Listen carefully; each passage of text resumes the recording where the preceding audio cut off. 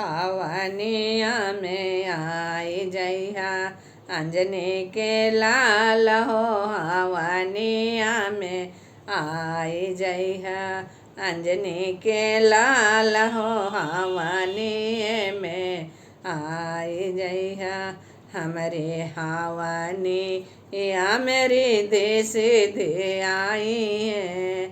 हमरे हवनी या मेरी देश दे आई है।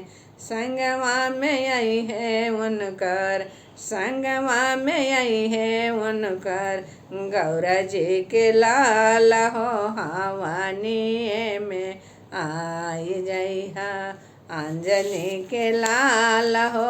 हवनिए में आई जइहा अंजनी के लाल हो। हवनिए में आई जइहा अवधा नगरिया से ताजे आई हैं।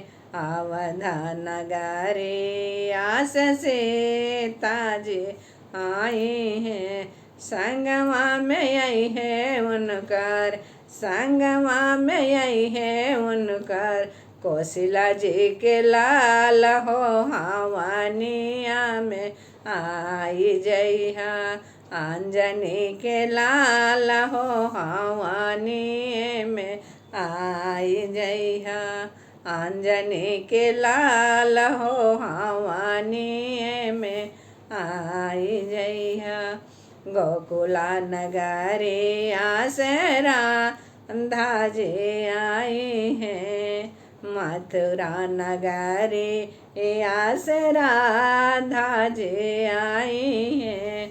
संगवा में आई है उनकर संगवा में आई है उनकर जसोदा जी के लाल हो। हवनिए में आई जइहा अंजनी के लाल हो। हवनिए में आई जइहा अंजनी के लाल हो।